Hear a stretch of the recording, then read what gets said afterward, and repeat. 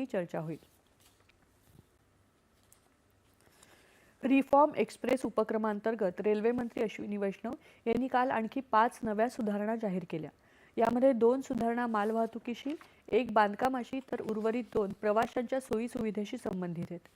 तिकिटांचा काळाबाजार आणि तात्काळ प्रणालीचा गैरवापर रोखण्यासाठी प्रवासाच्या वेळेपूर्वी 48, 12 आणि 4 तास असा पूर्वीचा रद्द करण्याचा कालावधी आता 72, 24 आणि 8 तास असा सुधारण्यात आलाय। याखेरीज आता लवकरच देशातल्या कोणत्याही रेल्वे स्थानकावरून काउंटर तिकीटं रद्द करता येतील। यामुळे यापूर्वी केवळ मूळ स्थानकावरच तिकीट रद्द करता येण्याचं बंधन आता संपुष्टात येत असल्याचं रेल्वे मंत्र्यांनी सांगितलं।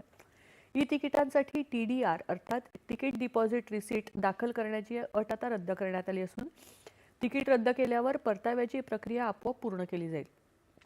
प्रवाशांच्या सोयीसाठी उचललेल्या आणखी एका पावलाअंतर्गत आता गाडी सुटण्यापूर्वी 30 मिनिटांपर्यंत प्रवासी आपल्या प्रवासाचा वर्ग अपग्रेड करू शकतील। यापूर्वी तक्ता तयार होण्यापूर्वी हे बदल करण्याची मर्यादा होती। यानंतरच्या बातम्या काही क्षणातच।